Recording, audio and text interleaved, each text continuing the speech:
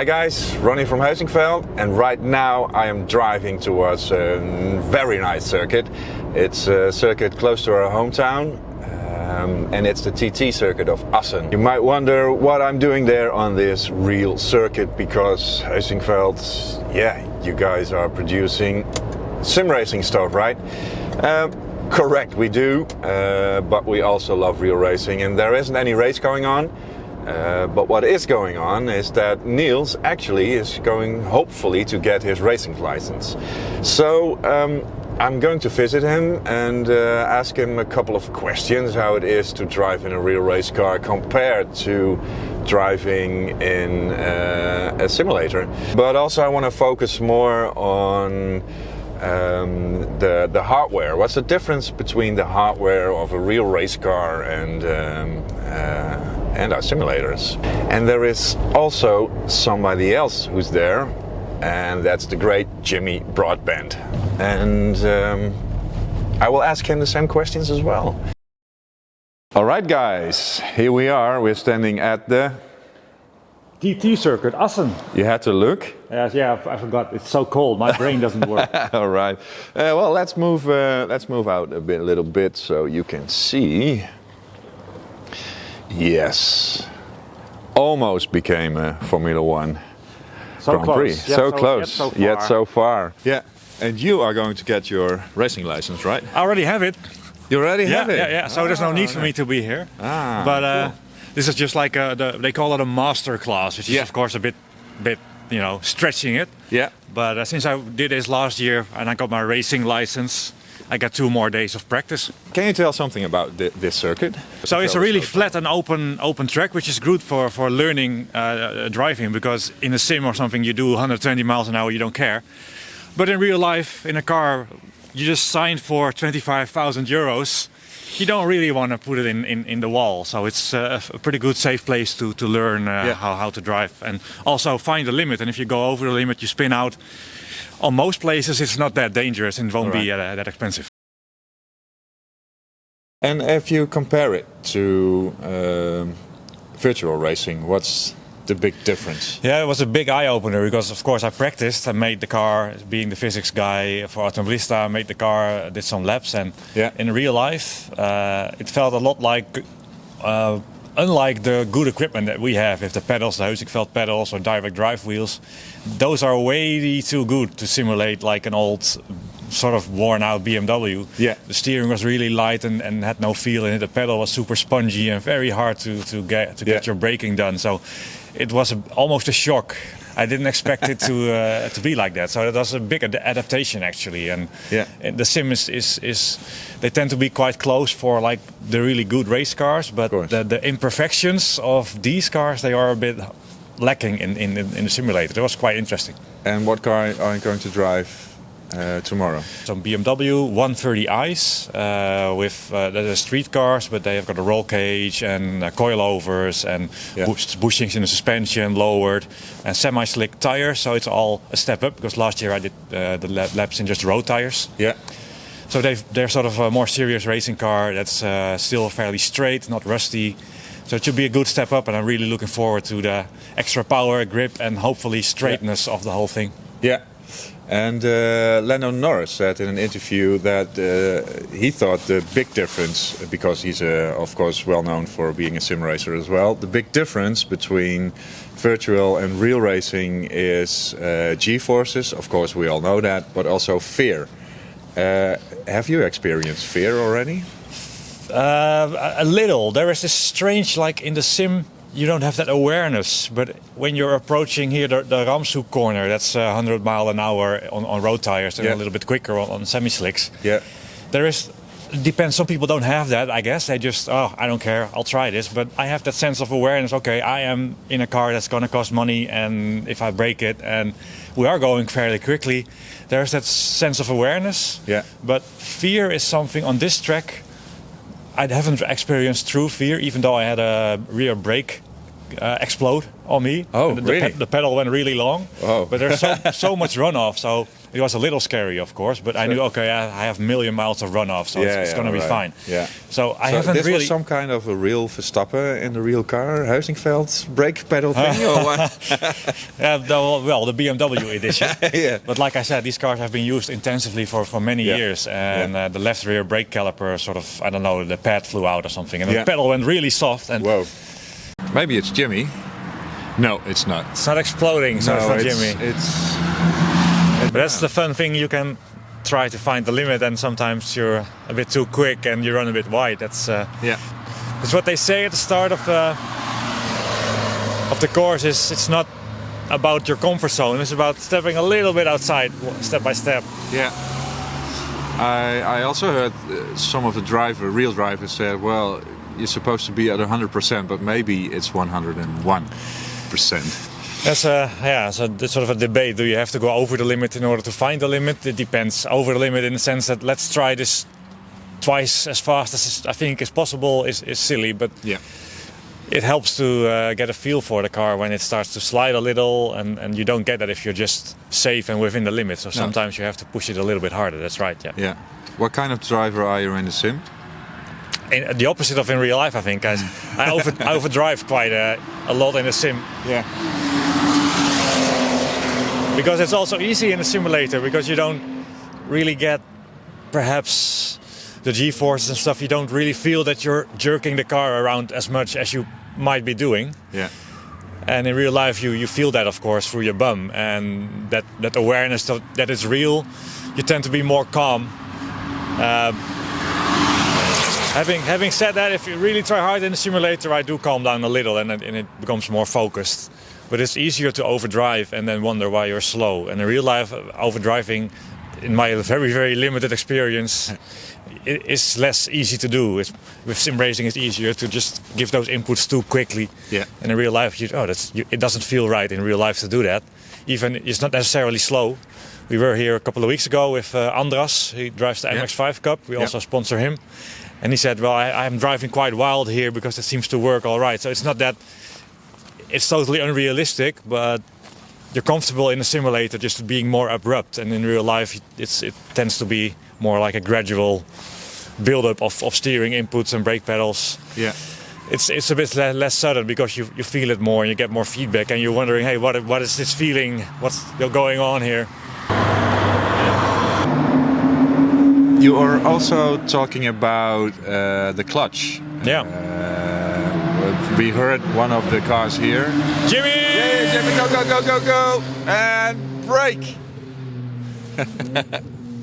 Does he make it? Yeah, he makes it. Yeah, that's cool. He's pushing it on the straight, that's cool. Yeah, that's nice. We heard a car actually at this corner, at the end of the straight, which had his clutch coming up again, and the front wheel rear, yeah, the rear is locked up a little bit, especially last year, because we drove in well, it's very sunny and bright now, a bit cold, but last year it was raining and windy and very cold. Grip was very low, and it was surprising to me how easy the rear end would lock up once you let go of the clutch.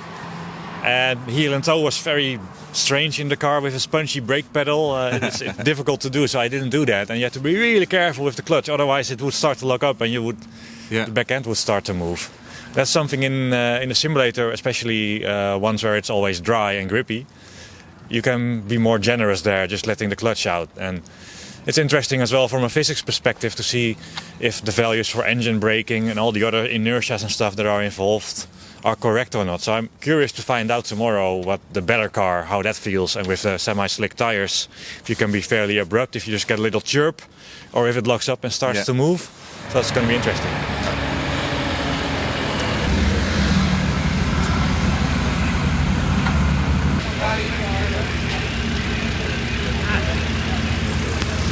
How you doing, man?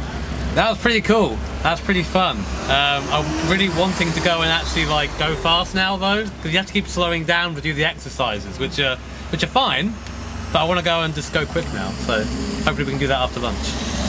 Actually trying, you were one of the few on the straights who really went, well, I'm just going to, why not flat out? I wanted to see what it was like. It's actually quite good in the corners. And again, the crazy thing is, all the gears we were using? Yeah. It's just the same.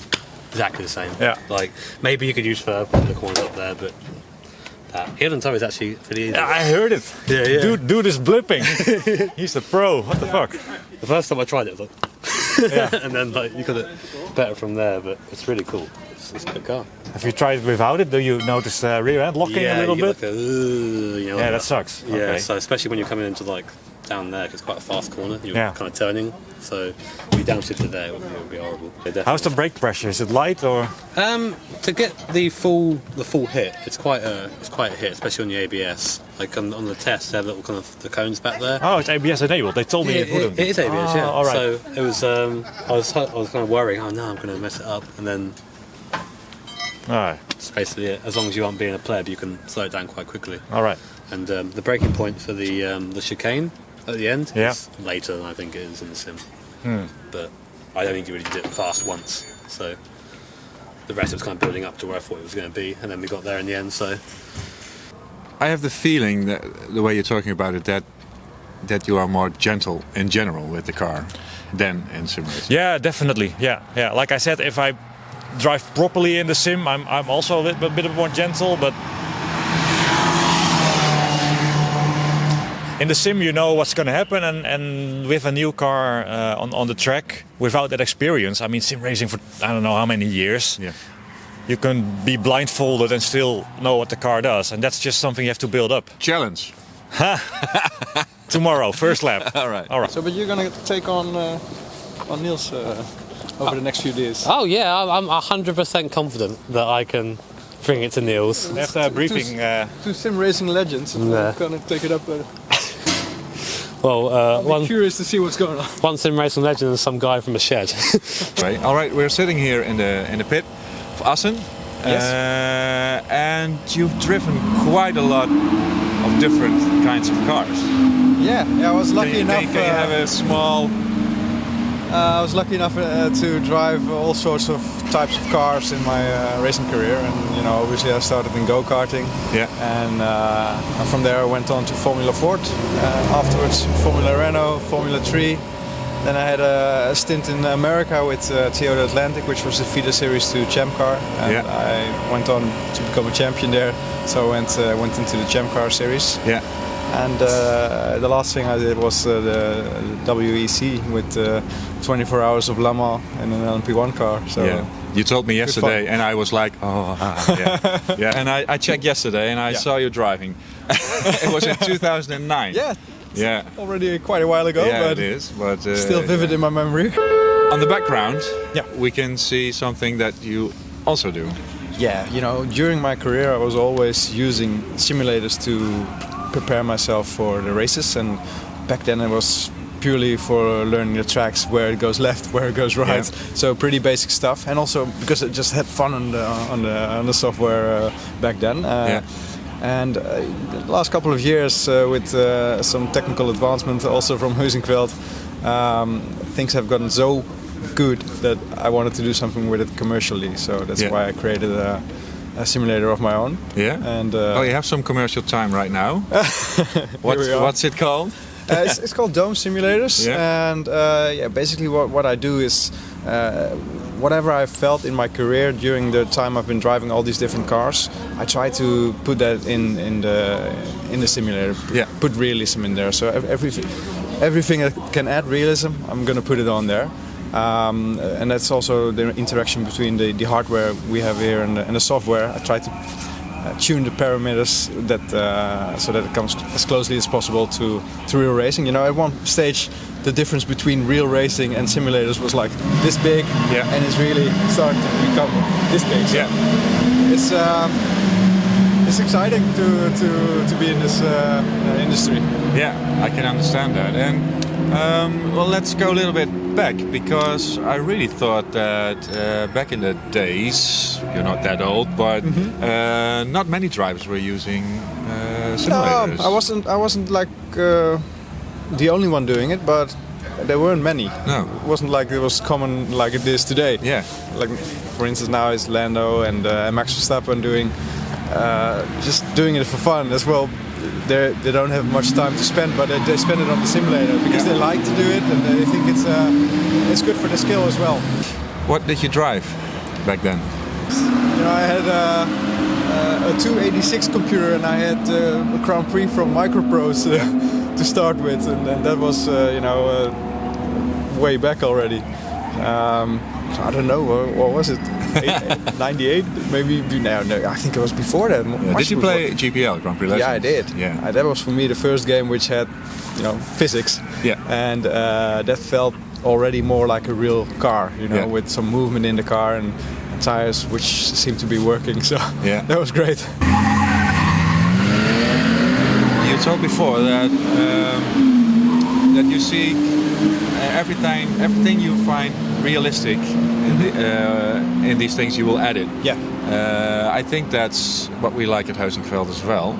And I'm looking also in this vlog, what is the difference between virtual racing and real racing, or what's no, that's the first question. I should not ask two questions at the same time. What's the difference? Well, going into the brakes, the hardest bit in racing is braking against the threshold of having the grip or just locking up the tires. Yeah. So if you obviously you start out with some racing pedals and the steering wheel just because you want to have fun. You don't want to rob the bank for it. So, but those are maybe spring-based or light-feeling brakes, and they don't really give you that muscle memory type of thing, and which you can train to, how to brake against the threshold. Yeah. And the Heusinkveld pedals, for instance, they do give me that feedback. Plus, they give me the versatility to go from a certain kilo amount to, something like Formula 3, where you press over 100 kilos of peak braking force. Yeah. And that's something for me is really important, because if you want to be quick in sim racing, you got to be consistent as well, and pressing the brake every time with the same amount of force, getting the same results in the car, how it reacts. I think that is really, really important, and that overlaps with real racing. So you were asking for a difference. That's not really. You gave a the opposite answer. Yeah, I did. that's all right. But the difference is still that the feeling in motion is lacking in the simulator. Nice.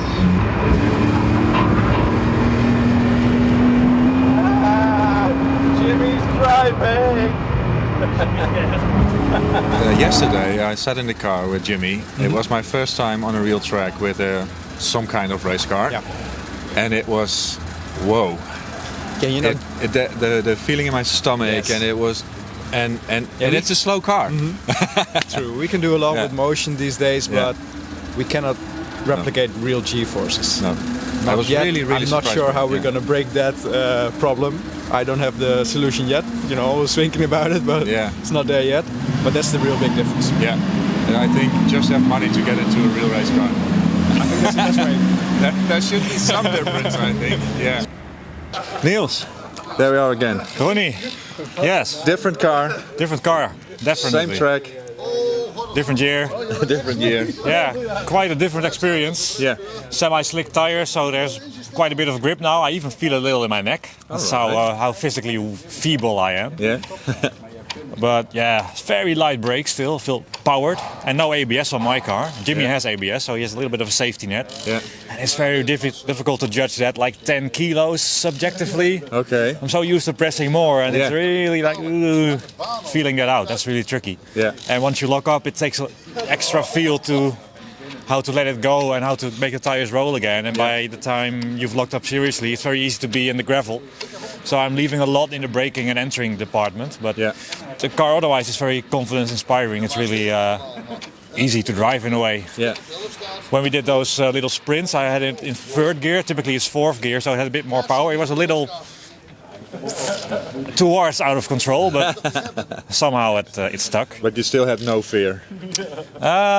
You don't really know. It's not really fear. It's just sort of passenger-ish, but I'll be all right. Yeah, all right. Slight fear, perhaps. But the car isn't race car enough to judge the brake pedal. It's powered, and that's just. I mean, lots of cars like this do track days and Cup Series. Yeah. So it's not like powered brakes are non-existent in racing. They do exist, and if anything, this makes you see that quite a few race cars, even if they're not proper like super race cars, still race cars. Yeah.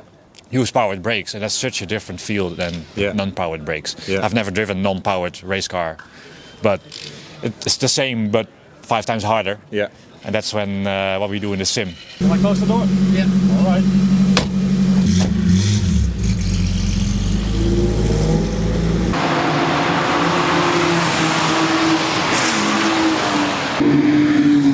Jimmy, I'm standing here at Assen. How do you like it?